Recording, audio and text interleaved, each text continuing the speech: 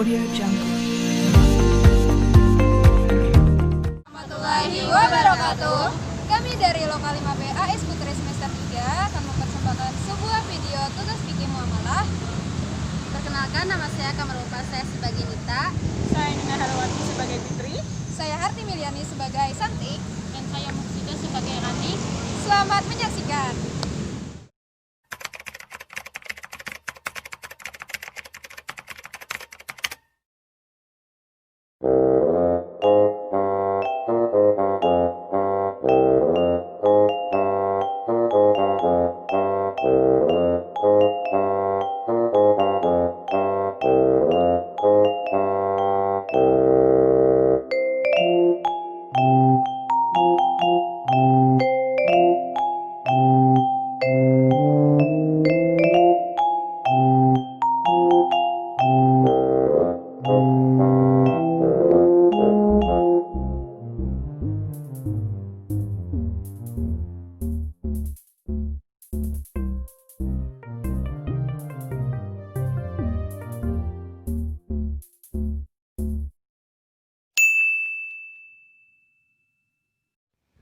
Baiklah, di sini saya akan menjelaskan tentang akad jual beli online. Akid atau penjual di sini yaitu Nina dengan saya sendiri, dan pembeli adalah Kamaria Ulfa. Ma'quf alaih atau objek tersebut ialah buku fikih muamalah. Sikhat atau ijab kabul secara tulisan atau chat. Jual beli secara online hukumnya sah, walaupun syigat atau ijab kabulnya hanya lewat chat DWA saja, tidak secara lisan atau langsung. Hal ini mengacu kepada kaidah al-kitabatu atau alkitab, artinya tulisan sama dengan ucapan. Kedudukan tulisan dan ucapan sama saja. Jadi, hukum jual beli online sah. Adapun kaidah yang dipakai yaitu kaidah dispensasi atau kesulitan menyebabkan kemudahan. Dasar kaidah ini termuat dalam surah Al-Baqarah ayat 185 dan 286. Arti dari surah Al-Baqarah ayat 185, Allah menghendaki kemudahan bagimu dan tidak menghendaki kesukaran bagimu. Begitu pula arti dari surah Al-Baqarah ayat 286, Allah tidak membebani seseorang melainkan sesuai dengan kesanggupannya. Ia mendapat pahala dari kebajikan yang diusahakannya, dan ia mendapat siksa dari kejahatan yang dikerjakannya.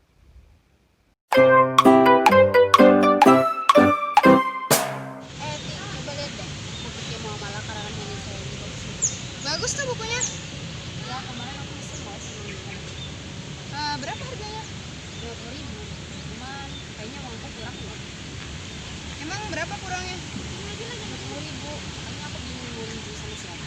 Oh, nggak usah khawatir. Aku punya tabungan kok. Kamu boleh minjem. Emang boleh minjem sama kamu? Boleh dong. Santai aja lagi. Baru deh, ini 30.000 ya. Oke.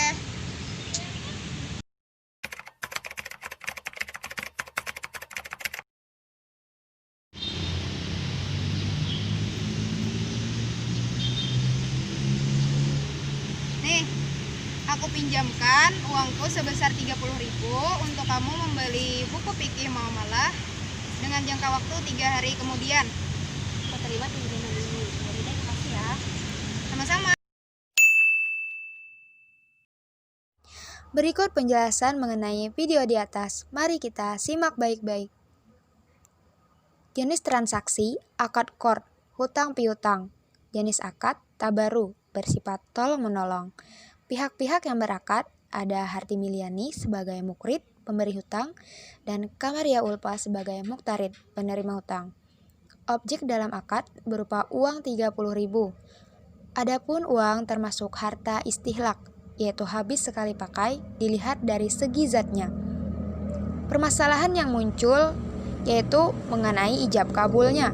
Harti menghutangkan uang kepada Kamaria dengan lafaz, "Aku pinjamkan uangku sebesar 30.000 untukmu membeli buku fikih muamalah dengan jangka waktu 3 hari kemudian." Dan Kamaria juga membalas, "Aku terima pinjaman ini," padahal mereka terlibat akad qard, hutang piutang, bukan ariyah, pinjam meminjam. Jadi penyelesaiannya, akad qard di sini hukumnya sah saja, karena yang dinilai tidak lafaz dan redaksinya, melainkan dari segi makna, maksud, dan tujuannya. Walaupun mereka menggunakan kata pinjam meminjam, tetapi sebenarnya niatnya hutang piutang. Hal ini juga menjadi kebiasaan, adat kebiasaan di tempat ini. Nah, di sini terdapat 2 kaidah. Yang pertama ada kaidah niat, segala urusan tergantung kepada niat. Dalilnya Quran Surah Al-Bayyinah ayat 5. Yang kedua ada kaidah adah konvensasi, yaitu adat kebiasaan ditetapkan sebagai hukum. Dalilnya Quran Surah Al-Maidah ayat 89.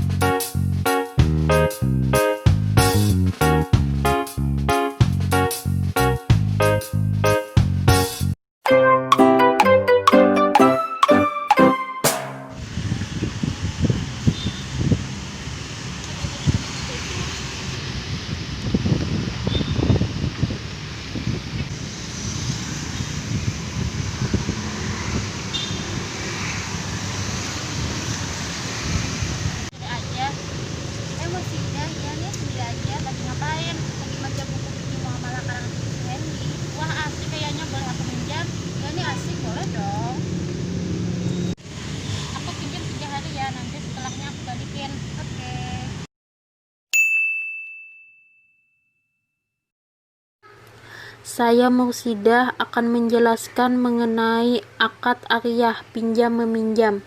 Jenis akad tabaru bersifat tolong-menolong. Pihak yang berakad dinamakan musta'ir, namanya Mursidah orang yang meminjam, mu'ir Kamaria ulpah orang yang meminjamkan.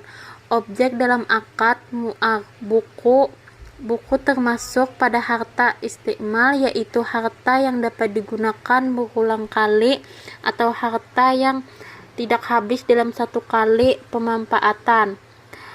Permasalahan dalam akad, buku fikih muamalah yang dipinjam hilang sehingga tidak mungkin dikembalikan kepada pemiliknya.